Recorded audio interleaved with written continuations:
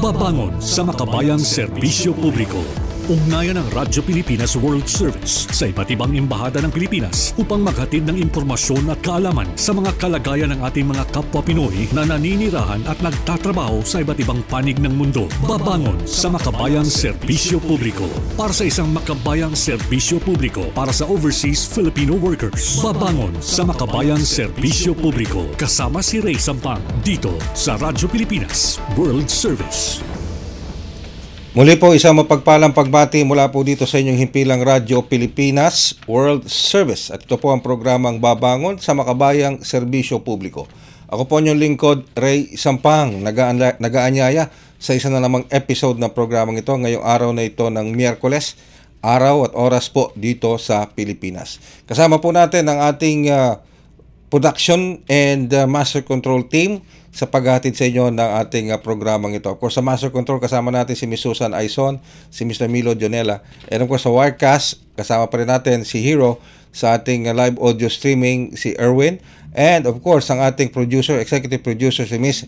Stephanie Vicente. Tayo po ay napapanood at napapakinggan sa pamamagitan ng ating Facebook Live broadcast sa inyo pong mga Facebook browser. I-type lamang Radyo Pilipinas World Service. Gayun din sa ating YouTube channel. Sa inyo pong YouTube browser, type lamang Radyo Pilipinas World Service. At sa ating real-time, on-time broadcast sa pamamagitan po ng ating live audio streaming sa inyong mga cellphone, sa inyong mga laptops at sa inyong mga desktop. Kung kayo ay may cellphone, yan man ay smart or Apple or iPhone, pwede po. Sa smartphone, punta lamang po kayo sa Google Play, at kung sa iPhone, punta lamang po kayo sa App Store. At i-browse nyo po yan. eBox PBS Radio Receiver. eBox PBS Radio Receiver. E as in elephant, B as in victory, O as in October, X as in Xerox. At i-download nyo lang po yan. Kapag na-download nyo na po yan sa inyong mga cellphone, sa inyong mga laptops, at sa inyong mga desktop, pwede nyo na pong i-access yan. O, tap nyo lang yun doon. Kung sa cellphone, tap nyo lang yung icon na yan. At lalabas na po ang mga himpilan sa ilalim ng Presidential Broadcast Service, Bureau of Broadcast Services. Isa na po doon ang Radyo Pilipinas World Service. So please, tulad po ng palagian naming paanyaya sa inyo, like, follow, share, and subscribe dito po sa ating iba't ibang mga social media platforms. Alright, handa na ba kayo para sa isa na namang edisyon ng programang Babangon sa makabayang serbisyo publiko? Tayo po ay we're reaching out to our Philippine embassies and consulates all over the world para malaman naman po natin ang kalalagayan ng ating mga embahada at konsulada at ang kalalagayan naman ng kanilang serbisyong ibinibigay sa ating mga kababayang overseas Filipino workers at mga kababayan nating Pilipino working and living abroad. Gayon na rin sa ating pakikipag-ugnayan na rin, reaching out pa rin sa ating mga Filipino communities na po nasa iba't ibang bansa. So ngayong araw na ito, ngayong episode pong ito, tayo po ay mapalad at makakausap natin, makakadaupang palad natin ang ating Philippine Embassy dyan sa Timor-Leste sa pangunguna po ng ating ambassador, Her Excellency Mary Ann Padua ng Philippine Embassy natin sa Timor-Leste. At later on, makakasama rin po natin ang presidente ng Association of Filipinos in East Timor, walang iba kundi si Miss Mary Jane Bayan. Alright? At later on pa rin sa ating programa, extended version po ito ng Babangon sa makabayang serbisyo publiko sapagkat later on sa ating programa makakapanayam at makakausap din natin ang ating Philippine Embassy sa Japan, kung saan nandoon naman ang ating Consul General Christian De Jesus ng ating Philippine Embassy in Tokyo, Japan, upang malaman naman po natin ang kalalagayan ng ating mga Pilipino sa Japan, lalo na yung kanilang paghahanda dito sa tsunami na maaring tumama sa Japan dahil po dito sa malakas na lindol na nangyari sa Russia. So lahat po yan sa edisyong ito ng Babangon sa makabayang serbisyo publiko. Nasa linya na po natin ang komunikasyon ng ating pong butihing Ambassador to Timor-Leste, Her Excellency Mary Ann Padua. Magandang hapon po from the Philippines, Ambassador Padua. Okay, sige. Nire-establish lang natin yung line of communication sa ating Ambassador, Her Excellency Mary Ann Padua ng Philippine Ambassador to Timor-Leste. Alright? Sige, nasa linya na po. Magandang hapon po muli, Ambassador Padua. Magandang hapon ho, Mr. Ray. Opo. Thank you very much, Ambassador Padua, sa pagpapaunlak po ninyo sa ating programa dito sa Babangon sa Makabayang Serbisyo Publiko dito sa Pilipinas. Alright. And of course, the same goes, of course, ang ating rin pong warm greetings sa lahat ng ating Philippine Embassy officials and of course staff na kasama po nyo dyan. Alright. Let me start the question with this, Ambassador, Your Excellency. How would you describe the relationship between the Philippine Embassy and our host country, Timor-Leste? Ambassador. It's friendly and cordial po. The diplomatic community here is quite small. There are only 21 missions. So, madalas ho ang pakikihalubilo namin sa aming host government, lalo na kay President Jose Ramos Horta at kay Prime Minister Xanana Gusmao. They are very accessible and they actually also initiate a lot of activities and events para makahalubilo ho kami. Kasama na rin po ang Philippine Embassy. And of course, the government of Timor-Leste is relatively a new government. Tama po ba ako doon, Ambassador Padua? Yes, sir. Yes, sir. Okay. It was just established on 20 May 2002. So it's just 23 years old. Okay. 23 years old. And pero I think since its formation as its own government dito sa Timor-Leste, malakas na yung bilateral relations natin sa kanila, ano ho? Opo, sapagkat bago pa sila na-establish, very close na ho tayo. People-to-people relations ho ay malalim at matagal na. Since the 1970s, during the Indonesian occupation, present na po ang ating mga religious dito, ang mga madre, ang mga pare, at kasama nila ang mga Timoris nung nahihirapan sila sa panahon na yon. Malaking suporta ho ang natanggap nila sa simbahan. So kasama na ang mga Pilipino. Pagkatapos po nung 1999, after the referendum on independence, nag-establish ang UN ng parang international peacekeeping force dito at nag-contribute po ang Pilipinas ng 600 troops and about 100 policemen from 1999 to 2012. Tapos po, meron po tayong mga, and of course, ang ating mga kababayan, very intrepid po adventurous. So, even kahit na nagkahagulo, parang nakikiusyoso, tinitignan ko saan makakatulong. Nag-establish ho ng kanilang mga negosyo rin, mga construction companies, tapos sa mga eskwela. Marami po tayong pinaaral ng mga Timoris dito. We have 6 Filipino-owned and run schools. And they educate mostly Timorese children, kasama na ho mga anak ng mga high officials dito sa Timor-Leste. And a lot of the officials now, actually, they had education in the Philippines also, lalo na ho sa formation. Marami ho dito ex-seminarians at saka mga ex-novitiates na naging eventually freedom fighters at saka naging officials ng kanilang gobyerno. Lalim pala talaga ng ties ng Timor-Leste at ng Philippine government bago pa man mabuo ang Timor-Leste. Nandoon na tayo sa kanila, sa tabi nila, ano po. Well, Ambassador, siguro matanong ko lang, nag-iisa lang ba ang ating Philippine Embassy? May iba pa tayong jurisdiction dyan, like consulates? Wala po. Kami lang po. Ang Philippine Embassy dito. Okay. Sapagkat maliit na bayan, it's a half island nation, and ang population nila is 1.34 million lamang. So, manageable ho with one embassy. Yun.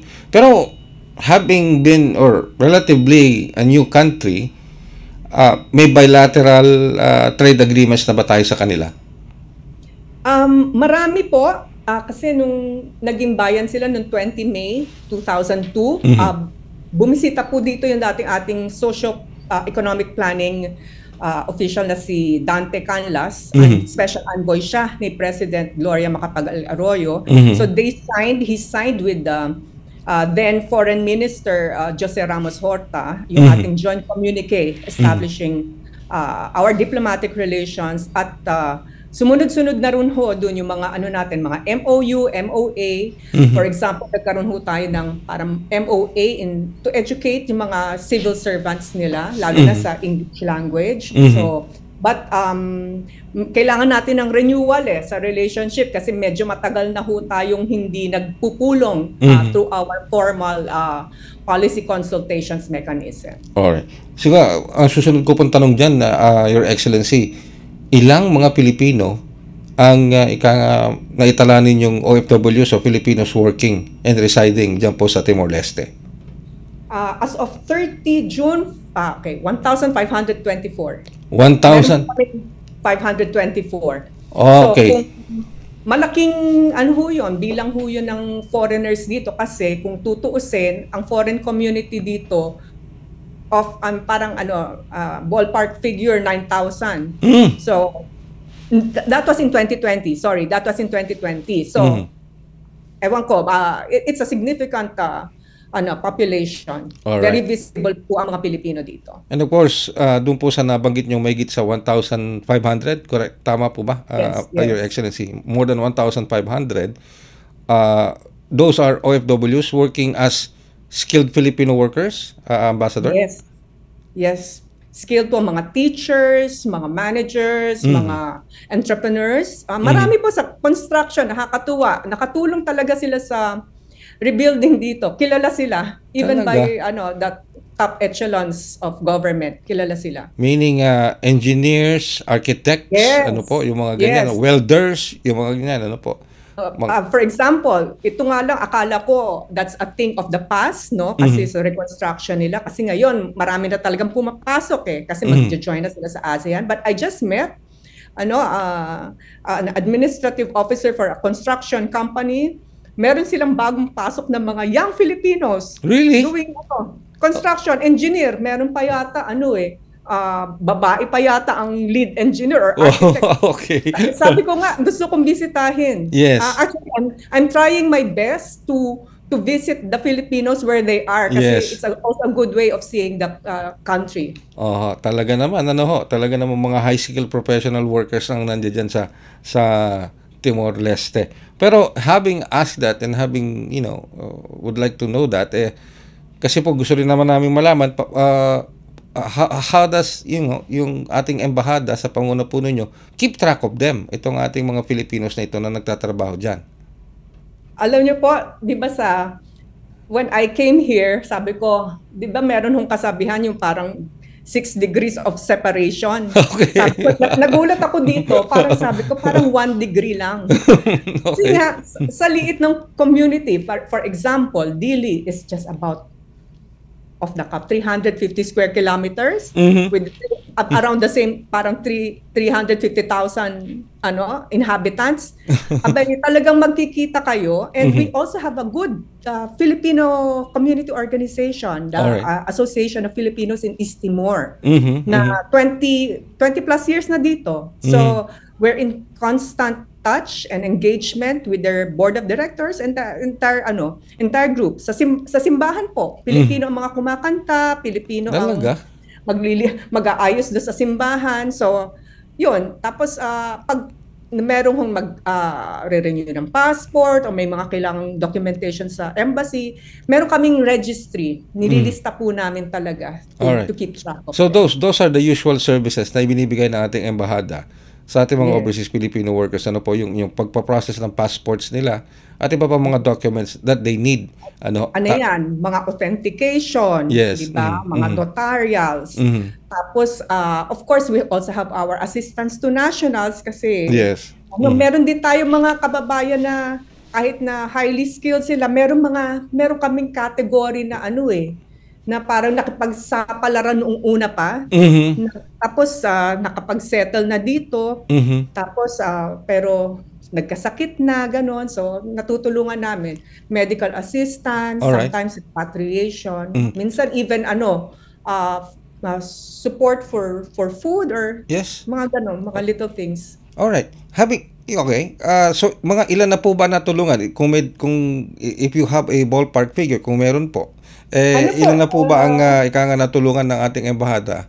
Lalo na sa ilalim po ng inyong pamumuno as our Philippine ambassador sa Timor-Leste? Kasi dumating ako dito 26 ng Enero. Okay, alright. Okay.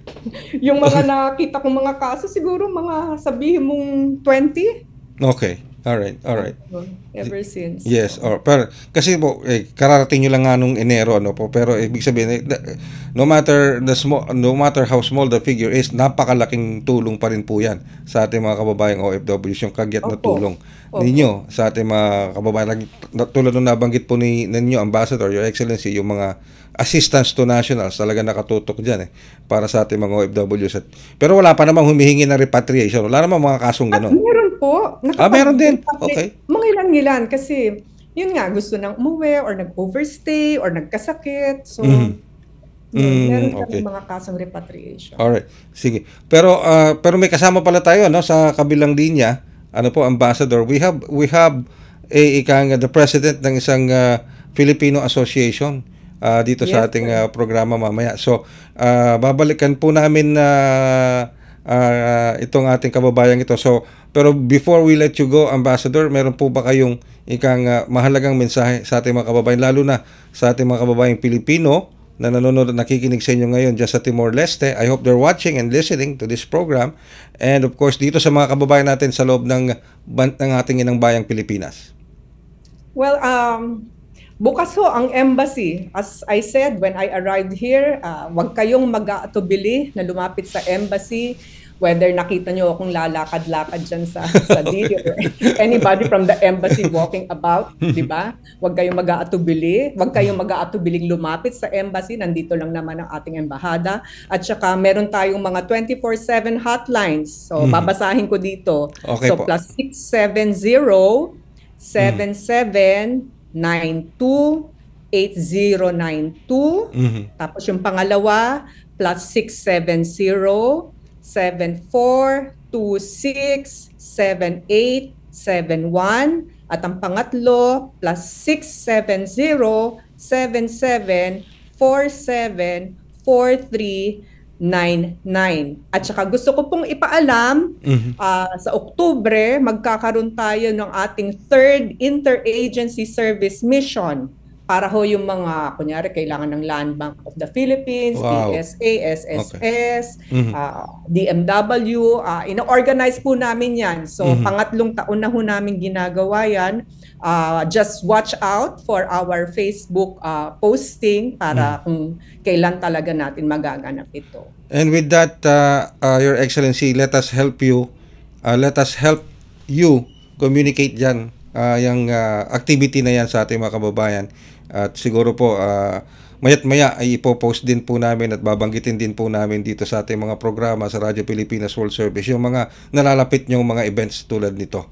Maraming salamat po, Your Excellency. Salamat po. Thank you very much, Your Excellency.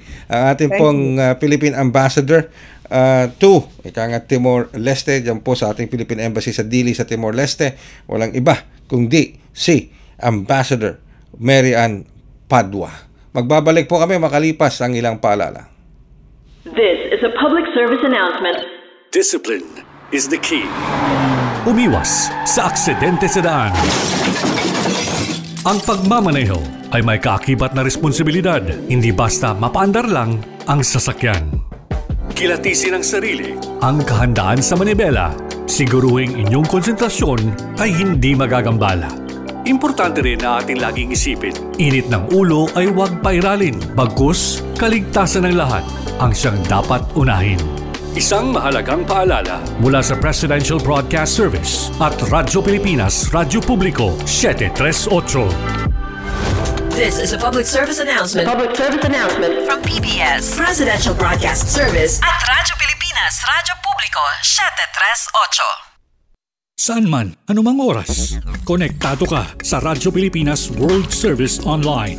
Online digital na serbisyo para sa Pinoy sa bagong Pilipinas. Radyo Pilipinas World Service Online. Alright, kayo po patuloy na sumusubaybay sa ating programang Babangon sa Makabayang Serbisyo Publiko dito po sa impilang Radyo Pilipinas World Service. Ako pa rin po yung lingkod, Ray Sampang. And of course, tinututukan pa rin natin ano po yung nangyaring naganap na lindol dito po sa bansang Russia. Napakalakas, 8.8, 8.7, 8.8 ang lakas po ng lindol. At ito po ay nagdulot ng tsunami. Kaya katakot-takot ng mga tsunami alerts po ang inilabas. Napakaraming bansa po ang naghahanda dito at naghahanda. Meron na pong ilang mga bansa na nakaramdam nitong tsunami na ito, sanhi ng malakas na lindol dyan sa Russia. Pero bago tayo dumako dyan, tulad na nabanggit ko kanina, may makakasama rin po tayong pinuno, presidente ng Filipino Association. Si Miss Mary Jane Bayan, ang presidente po ng Association of Filipinos in East Timor. Nasa linya na ba siya ng ating komunikasyon? Okay, so good afternoon, Mary Jane Bayan. Magandang hapon sa iyo mula dito sa Pilipinas. Magandang hapon po, sir. Good afternoon po sa inyo. Yan, nakatalaga naman. Opo, okay. Thank you very much, ha. Maraming salamat, Miss Mary Jane Bayan, sa unlock po ninyo dito sa ating program. Ay, ano pala ito? At saka yung isa pang board member natin. Meron pa tayo, bukod kay Mary Jane Bayan, meron pa tayo isang kasama natin, si Engineer Marlon Pagkaliwangan, board member, Association of Filipinos in East Timor. Engineer Pagkaliwangan, magandang hapon din po mula dito sa Pilipinas. Magandang hapon po, sir. Nako, talaga naman ako'y natutuwa at kasama ko kayong dalawa dito sa ating programa ngayon. Dalawang Pilipino dyan po sa East Timor. Kanina lamang kausap po natin Miss Bayan at Engineer, itong ating ambassador sa East Timor na si Ambassador Padua. At sabi nga niya kanina, nakakatuwa at talagang yung paggalang at pagkilala sa mga Pilipino na nandiyan ngayon sa East Timor, dahil napakalaking role pala na nagampanan ng ating Filipino community sa development ng bansang East Timor. So unahin ko muna si Miss Mary Jane Bayan. Unahin ko muna si Mary Jane. Mary Jane, gaano ka nakatagal sa East Timor? 16 years na po, sir. 16 years? 16 years. Oh, 16 years. So, may pamilya ka na ba dyan? O ang pamilya mo nandito pa rin sa Pilipinas? I just got married last year po.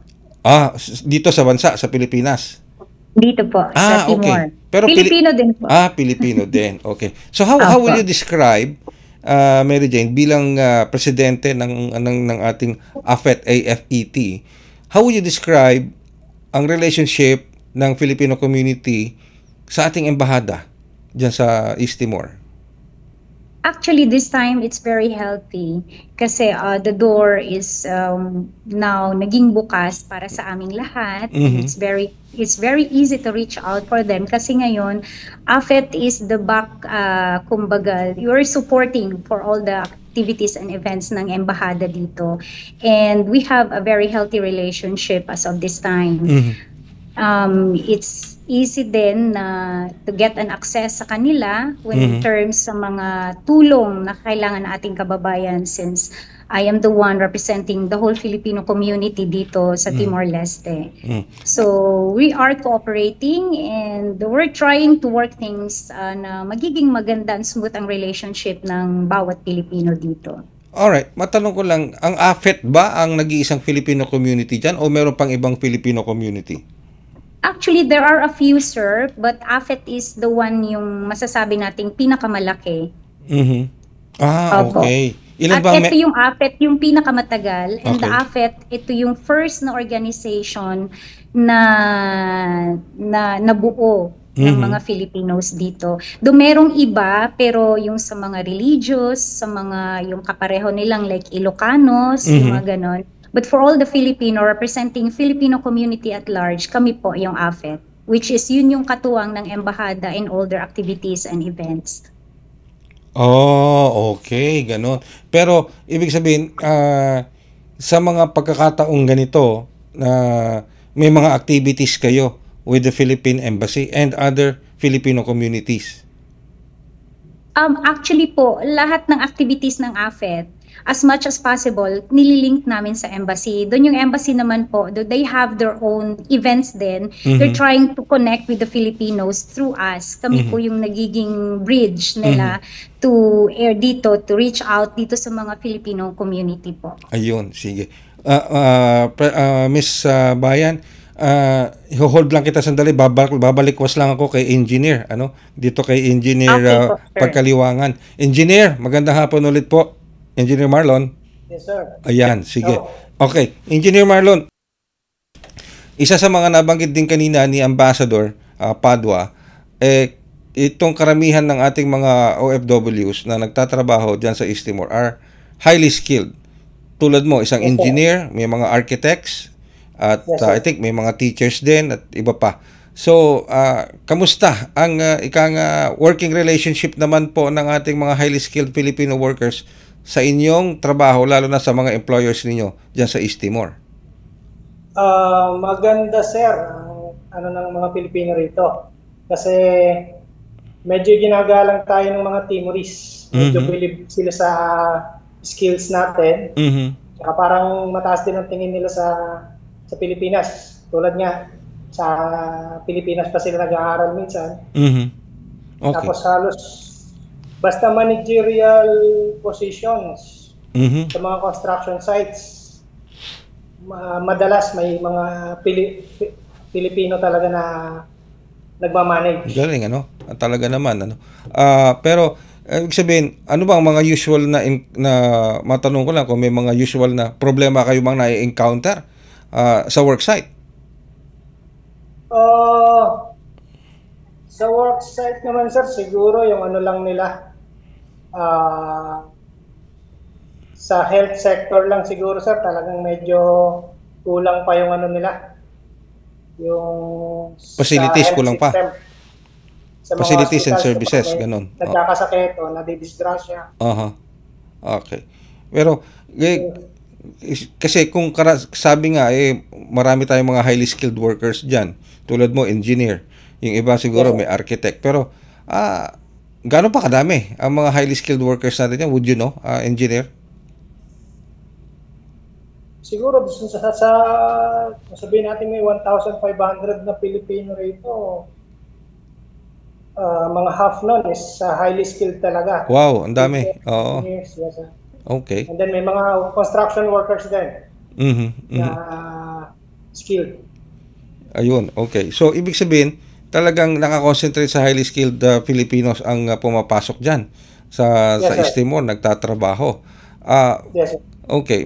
Paano naman napoproteksyonan ng ating embahada yung mga karapatan ninyo at mga dapat na benepisyo na ibibigay sa inyo? Na ilalapit nyo ba? Tulad nga ng tanong ko kanina kay Miss Bayan, yung relationship ng ating Filipino community sa ating embahada.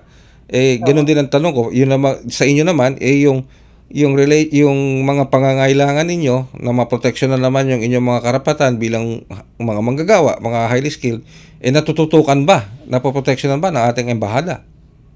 Natututukan naman po kasi naka-open naman po ang embassy palagi.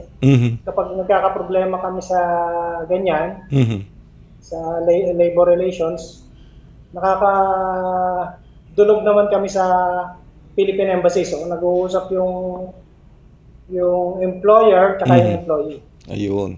Alright. Engineer, babalikan ko lang si Miss Bayan. Alright, Miss Mary Jane Bayan. Ayan, sige. Miss Mary Jane? Yes, sir. Ayan. So, kanina ang tanong ko kay engineer kanina is gaano yung communication o pakikipag-ugnayan ng Filipino community, lalo na ng AFET. Kasi marami kayong isa kayo sa sabi natin pinakamatagal na Filipino community diyan sa East Timor, at marami rin kayong mga miyembro na mga highly skilled workers, engineer, architects, may teachers din, Miss Bayan? Yes, sir. Maraming mga teachers din. Nakalimutan ko pala itanong, what is your profession there dyan sa East Timor? Yan. Actually, we are operating a school po. Really? Isa sa mga schools na nabanggit ni Her Excellency Ambassador Padua po. Ayun. Isa po kami sa schools. Ano yan? International Teacher po school? ako by profession. Is that an international school or ano yan? Locally? It's an international school po. Pero yung kinikater namin, mga Timorese po, that's around 90%. Then the rest, mga mixed nationals po. Okay. Yung iba, Filipinos who married Timorese dito. Yung iba naman po, mga puti. Yun. Mga puti, mga foreigners, meaning mga Caucasian, Yes, mga sir. Westerners, gano'n. Opo. Ayun. May Indonesians, meron namang Portuguese. Pag Opo, pinagtabi mga mo mixed yung marriages. Pag pinagtabi mo yung Indonesian at saka Malaysian at saka siguro East Timor, hindi mo na malaman ngayon kung Pilipino yan o Vietnamese o Malaysian. Wag lang magsasalita. Pare-pareha po ng itsura. Kasi nabiktima Magaganda po. nabiktima na ako niyan Miss Bayan, engineer, nabiktima na ako niyan. Nag-abroad yata ako, nagpunta ako ng Malaysia. Kinakausap ko ng Tagalog. Malaysian pala yung kausap ko. Kaya hindi niya ako ganun ka-close yung mga features natin. Anyway, so how gaano may mga nailalapit ba kayong problema sa embahada natin? Na mga problema ng ating mga overseas Filipino workers. Tulad ng tanong ko kanina kay engineer, yung gaano ba ka-responsive ang embahada natin sa pagtugon sa mga problema. Pero may nailapit na ba kayo sa kanila at natugunan nila? Nabigyan nila ng solusyon? Okay. In terms of mga problema po, actually, kung nakakaya ng AFET, nagagawan po namin yung solusyon. But apart from that, kung in terms yung medyo malalang problema na kailangan ng guidance ng ayuda ng embassy, then dinadala po namin sa kanila yung problema. Kasi number one, they need to know ano yung mga problema ng Filipinos. Actually, yung ATN officer po natin at saka yung embahada, may 24-hour service po sila na open po yung linya nila. So, anytime, makaka-reach out lang po kahit out of office. And recently, merong medical evacuation po. Ayan yung pong madalas na problema dito ng Filipino kasi yung healthcare access dito sa Timor, sir, hindi ganun ka-okay. Though meron, pero hindi ganun updated. So, yung iba talagang kailangang iuwi sa Pilipinas. And we have help din sa aming mga OFW, especially mga OFW natin. We could get help from the government. And embassy is the one linking that to the Philippines po. Malaking naitulong nila. So, pag sinabi natin ganung klaseng sitwasyon, we're talking about repatriation, Miss Bayan? Yes, sir. Repatriation po, I've helped repatriation through the assistance of the Philippine Embassy po. Sila po yung nag-initiate. During COVID time po, 2 times po kaming nag-repatriate ng mga Filipinos po. And merong nakisali nga with, in fact, other nationals, nakisali sa atin. Which embassy accommodated them during the time of Mr. Muin. And embassy is very friendly to open their doors naman for those people kasi kailangan naman ng help. Yun po. So far, it was very successful. 2 repatriation po yung nagawa namin. Meron din kaming mga medical mission which is initiate ng PhilCom. Then with the help of Philippine Embassy dito po sa Timor-Leste. Alright. Well, Miss Jane, engineer, gusto ko mang pahabain itong ating talakayan, usapan. Ang sarap kasi makipag-usap sa ating mga kababayan na nasa ibang bansa. It's always a refreshing sight na makita yung ating mga kababayan that they're successful, they're doing great, safe sila, ligtas sila, and they're enjoying yung kanilang mga chosen profession sa ibang bansa. It's a refreshing sight at encouraging. Napaka nagbibigay kayo ng encouragement dito sa ating mga kababayan sa Pilipinas. Pero balikan ko lang Miss Bayan, si engineer, for his parting message. So engineer Pagkaliwangan, ano po bang mensahe na maipaparating ninyo dito sa ating mga kababayan sa Pilipinas at sa inyong mga kababayan, mga kapwa nating Pilipino na nandyan po ngayon sa East Timor? Siguro po sa mga kababayan natin sa Pilipinas, since alam naman po natin, mahirap ang buhay pag walang trabaho. So kapag may pagkakataon na may trabaho sa ibang bansa, so subukan po natin. Subukan natin kasi minsan talaga nandun ang swerte, nandun yung pagkakataon na guminawa ng konti. Pero matanong po namin, Nag-umpisa kami sa wala talaga. May nag-offer ng trabaho, so nakarating po dito. Kahit paano sa ngayon ay may bunga naman po. Pero matanong ko, nakalimutan ko yung matanong. Ano bang sweldo dyan? Dollar o local currency? US dollar po. US dollar. Ay, US dollar, malaki! Yes, sir. Matanong ko lang, magkano ba sinusweldo ng isang engineer dyan? Halimbawa, nagsisimulang nagtatrabaho dyan, entry level ng isang bagong engineer. Magkano ba sinusweldo? Siguro, sir, ang starting ngayon is $1,000 US dollars wow, na. 1,000. Starting pa lang yun. Yes, sir. Starting, okay. Siyempre, as you gain experience at habang tumatagal ka, you move up the ranks, lalong yes, tataas yun, ano? Ayan. Mare-recommend mo. Dito, medyo mababa ang cost of living para ka lang nasa probinsya ng Pilipinas. Talaga? Oo. Hindi ka magtipid. Open country. Talaga? Malumaluwag. Kaya marami rin pong tumatanda na talaga rito. Yes. Na-enjoy na rito. Ang tagal bago umuwi sa Pilipinas. Okay. So, parang kahit umuwi na sila, pag wala silang ginagawa sa Pilipinas, bumabalik pa rin. Okay. Pero wala namang problema kung gusto mong bumili ng property dyan sa East Timor kasi gusto mo na mag-stay. Hindi pa rin po tayo allowed. Bumili yung foreigner. So, parang dito lang sa Pilipinas, yung mga foreigner, hindi pwedeng bumili ng property, ganon? Dito rin po, hindi rin pwedeng bumili yung foreigner. Alright. List lang po. Pwede na lang po mag-list ng matagal. Yes, okay. Pero huling katanungan po, engineer, taga-saan ka dito sa Pilipinas? Sa Metro Manila ba o sa probinsya? Saang probinsya? Sa Batangas po. Batangas! Nako. Opo. Ang bayan ng mga matatapang, ng may mga balisong. Ayan. Maraming salamat po, Engineer Pagkaliwanangan. Thank you very much sa oras po na ibinigay niyo sa amin. Maraming salamat, sir. Maraming salamat po. Ingat po kayo lagi. Okay, balikan natin ang presidente naman na si Miss Mary Jane Bayan. Alright, Miss Jane, thank you very much po sa oras na ibinigay niyo sa amin dito sa ating programa.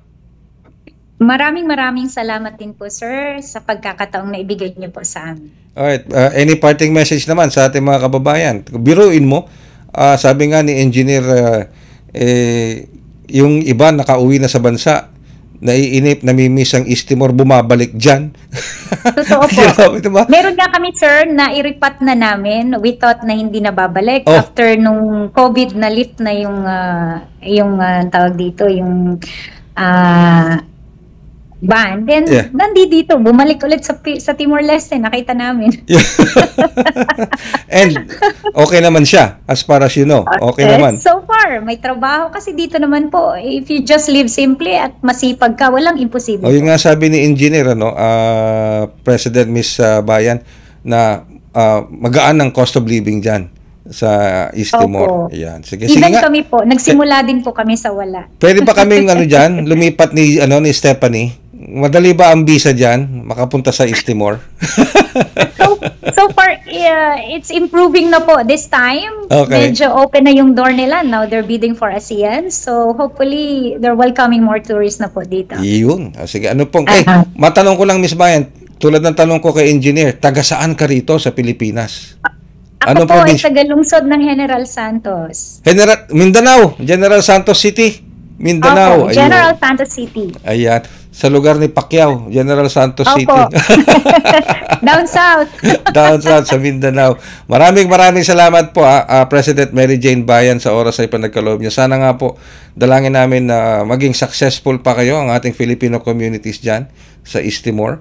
At maging lagi kayong safe. Maraming salamat. At sana ma-share natin itong programang ito sa kanila para malaman naman ng iba natin mga kababayan yung mga nakamit niyong tagumpay dyan sa East Timor. Maraming salamat po, Miss Bayan. At maraming salamat po, sir. Maraming salamat din kay Engineer Pagkaliwangan. Alright, maraming salamat din, of course, sa ating Ambassador, Her Excellency Mary Ann Padua, ang ating Philippine Ambassador to Timor-Leste. Magbabalik pa rin po kami makalipas ang ilang paalala. This is a public service announcement. Discipline is the key. Umiwas sa aksidente sa daan. Ang pagmamaneho ay may kaakibat na responsibilidad. Hindi basta mapaandar lang ang sasakyan. Kilatisin ang sarili, ang kahandaan sa manibela, Siguruhing inyong konsentrasyon ay hindi magagambala. Importante rin na ating laging isipin, init ng ulo ay huwag pairalin, bagkus kaligtasan ng lahat ang siyang dapat unahin. Isang mahalagang paalala mula sa Presidential Broadcast Service at Radyo Pilipinas, Radyo Publiko, 738. This is a public service announcement. From PBS, Presidential Broadcast Service at Radyo Pilipinas, Radyo Publiko, 738. Paliwanag mo sa tao na hindi totoo yan. Dahil ang totoo, yung totoo ang dapat ninyong malaman. Nagkalat sa internet ang fake news Ang o ginagawa mali ng at fake news, tinatapon niyo yung tao. What they are doing is creating panic. We say no. Yung pagkalat ng fake news. And some of it's dangerous. Sana iwasan po natin pag-spread ng fake news. At di magpapakalat ng disinformation at misinformation ang kasulukuyang administrasyon. Stop telling us fake news because you're wrong. Para sa totoo at mapagkakatiwalaang mga balita at impormasyon, Radyo Pilipinas. Kayo po ay patuloy na sumusubaybay sa ating programang Babangon sa Makabayang Serbisyo Publiko. Ako pa rin po inyong lingkod, Ray Sampang. Dito lamang po sa inyong himpilang Radyo Pilipinas World Service. Kami po ay inyong nasusubaybayan sa inyong Facebook, sa pamamagitan nating Facebook Broadcast Live, sa ating YouTube channel, and of course sa ating real-time, on-time live audio streaming. Yan po ang mga available nating mga online social media platform. Alright? Sige. So, ngayon, katulad na nabanggit ko po kanina, nagulantang tayo ang buong mundo dahil may nangyaring malakas na pagyanig o paglindol dito sa bansang Russia. At nagresulta po 8.6 to 8.8 ang magnitude nito. Ganun po kalakas. Nagresulta po ito ngayon ng mga tsunami warnings. At nagbigay babala kaagad sa mga bansa, napakaraming bansa, Estados Unidos, Japan, maski dito sa Pilipinas, maski Indonesia, maraming bansa ang binigyang babala na maaaring makaapekto o maaari nilang maramdaman ang paghampas ng tsunami sa kanilang mga bansa. Alam niyo po, sa buong mundo, napakaraming Pilipino. Marami po tayong mga kababayang overseas Filipino workers at mga Filipinos living and working abroad. Kaya tayo po ay nagkumahog upang makahanap o makapag-ugnayan sa mga embahada natin upang malaman naman natin ang mga paghahanda nila dito sa pagtama ng tsunami na ito. This particularly ang ating pong pakikipag-ugnayan ngayon sa ating Philippine Embassy sa Japan.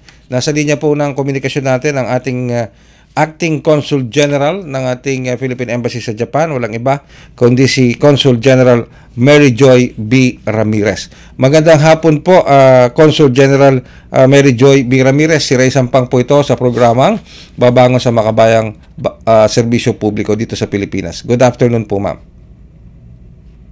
Good afternoon po, Mr. Ray. Maraming salamat po sa pagkakataon na maging bahagi po ng inyong programa. Alright, Consul General Ramirez, kamusta po ang sitwasyon ngayon dyan sa Japan? Particularly dito sa area, I think, northern part ng Japan or northern eastern side ng Japan. Dahil ito'y nakaharap dito sa may bahagi ng Russia na medyo dito nanggagaling yung mga warning ng tsunami. So, kamusta po ang paghahanda po ng Japan, lalo na sa pangangalaga po ng kaligtasan ng ating mga overseas Filipino workers or Filipinos living and working sa Japan? Opo, so as tulad nga po ng inyong nabanggit kanina pong umaga ng 8:24 AM ay nagkaroon po ng 8.8 na magnitude earthquake sa Kamchatka Peninsula. Dahil po doon, nagkaroon po ng pag-issue ng tsunami warnings and advisories ang Japan Meteorological Agency dito para sa Pacific Coast ng Japan. So marami pong areas na sinama po sa ating tsunami warnings, kasama na po ang mga areas sa region ng Hokkaido, Tohoku, Kanto, Chubu, Kinki, Kyushu at Okinawa. So more or less po it covers po the coastal areas, no? So bunsod po nito, nagkaroon naman po ng maraming advisory din ang government at pati na rin po ang Philippine Embassy. Nag-come up din po kami ng advisory para paalalahanan po ang mga tao na kung kayo po ay nasa coastal areas, wag na pong mag-approach ng beach or coastline. Pumunta na po sa higher ground. No? Yung iba naman pong lugar, meron po talaga silang mga designated shelters and evacuation areas. So kung kailangan po, based po sa assessment ng kanilang local government, sila naman po ay nabisuhang pumunta na po dito sa mga lugar na ito. At of course po, keep pa rin po ang kanilang communication sa kanilang pamilya at patuloy pong makinig sa balita kung ano po ang pinapayo ng gobyerno at ng kanilang local government. At ito po kasi developing throughout the day. Yes, developing. Totoo. So yun naman po. Consul Ramirez, Consul General Ramirez, pakiulit lang yung mga lugar na binigyan ng babala. At may idea ba tayo kung gaano karaming mga Pilipino ang nandyan sa mga babanggitin yung mga lugar? Opo, ang mga lugar pong binanggit ko po ay major region po. Sa mga region na ito, meron pong prefecture or mas maliliit pang mga lugar. No? So, kasama po ang Hokkaido. Sa Tohoku naman po, ang mga ilang lugar na binanggit po na mula sa balita na may tsunami warnings ay Aomori, Iwate, Miyagi, Fukushima. Sa Kanto region naman po, ang Ibaraki at Chiba. Sa Chubu naman po, ang Shizuoka. Sa Kinki region, ang Mie at Wakayama. Sa Kyushu naman po, nandoon po ang Miyazaki. At finally po ang Okinawa. So, kaya po bukod sa Philippine Embassy, ang mga lugar na ito po kasama rin po sa covered ng ating Philippine Consulate General sa Nagoya at Osaka. So, kasama rin po nila kami, nagko-coordinate po ang tatlong foreign service post dito sa pag-monitor sa sitwasyon po. Alright. Ganun pala kalawak, Consul General? Umabot ng Okinawa. Kasi coastline area po. Okinawa is on the southern portion ng Japan. Tama po ba ako doon? Ganun kalawak. Tama po iyon. So, ilan ang estimate ng ating embahada na maaaring maapektuhan ng mga Pilipino dahil po dyan sa mga advisory alert na yan at hopefully, wag naman sana na tumama nga ng gusto itong tsunami. So far naman sir, based from up to this time po na magkausap po tayo, wala pa naman pong nare-report na naapektuhang kababayan natin. Ang mga lumalabas din po naman sa report, ang sukat naman po nung tsunami na ay pinakamataas po ay 3 meters so far po in some areas. So wala pa naman pong, at sana po magpatuloy na walang apektado po tayong kababayan in the areas mentioned. So sumusunod naman po sila kung meron man pong nagsabing mag-shelter sila, sumusunod naman po sila. Pero so far not major naman po sa kanilang way of life so far. So as we speak, wala pa naman pong nasaktan, walang naapektuhan na mga kababayan nating Pilipino na nagtatrabaho at naninirahan dyan sa mga nasabing lugar na yan. Ating mga pagkikipag-ugnayan, wala pa naman pong nare-report. Okay, alright. Pero reiterate lang natin, Consul General, yung ugnayan ng ating Philippine Embassy, ng ating Philippine Consulate sa local government ng mga regions na yan. Ganun po, constantly ang ugnayan natin para po masiguro na ligtas tayo dyan. Tama po yan, sir. Opo. Isa rin po yan. Nag-check din po kami ng local governments to check po kung ano po ang sitwasyon sa kanilang lugar at ano po ang ipinayo sa mga residente sa kanilang particular na lugar. Alright. Wala naman pong mga Filipino communities natin ngayon ang nga po humihingi ng assistance sa ating embahada, sa inyo. Sa ngayon po, nakamonitor din po kami at gusto ko rin po ipaalam po sa ating mga tagapakinig na meron naman po tayong bukod po sa website ng embassy, may social media pages naman din po ang embassy. Sa ngayon pa naman po, wala pa po kaming natatanggap. Kausap din po namin ang mga Filipino community leaders sa mga areang nabanggit po. So far po positive din naman po ang mga report nila na wala pa rin po silang nababalitaan naman na humihingi ng tulong o nasaktan man sa kasalukuyang kalagayan po with this tsunami warnings po. Alright. So mga ilang Pilipinos po ang within that area na po na nabanggit natin o yung immediate concern na area na maaring tamaan ng tsunami, mga ilang Filipinos po ang nandoon sa area na yan, sa mga regions na yan?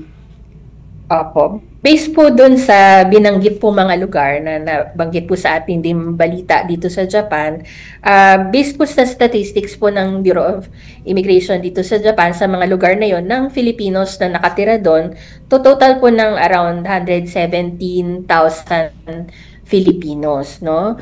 Karamihan naman po noon ay nandito po sa ating yung Ibaraki, Chiba area at Shizuoka. So yun po yung may mga pinakamalaking number po of Filipinos. So yung number na yun, yung 117,000 plus na mga kababayan natin na yun, tama po ba na 117,000 plus, hindi yan concentrated sa isang lugar. Kumbaga, scattered dyan doon sa mga regions na nabanggit po ninyo kanina. Tama po kayo dyan. Maaari naman pong malayo sila sa coastline or ano po. How can they get in touch? Lalo na, may open line of communication naman, Consul, yung ating mga kababayan sa inyo, at maging yung ilan nating mga kababayan, yung kanilang kapamilya dito sa Pilipinas. Kasi marami na rin po tumatawag sa amin, nagme-message, kamusta na doon, ganito, paki-contact naman ng ating embahada. So how can they get in touch? Both ways, yung mga kababayan natin nandito sa Pilipinas para malaman yung kalagayan ng kanilang mga kamag-anakan dyan. At yung mga OFWs natin at mga Pilipinos na natin nasa Japan, particularly doon sa area na nabanggit po ninyo, na makapag-contact at makahingi ng assistance just in case they need assistance from the embassy.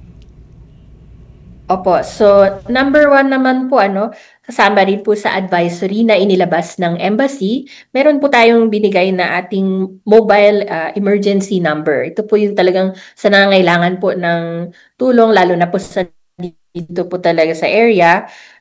Pinaskill naman po kasama ng advisory. Kung mabanggit ko na rin po dito, ang number po ay +81 80 4928 7979. So again po, +81 80 4928 7979. Or maaari naman po silang mag-email sa ating Assistance to Nationals. Ang email po ay atn@philembassy.net. So, at bukod po doon, dahil nga po meron kaming Facebook account naman po at social media, maaari rin po yung platform para po maabot nila po kami, ma-reach po nila kami for any message po, para naman po sa mga nasa Pilipinas.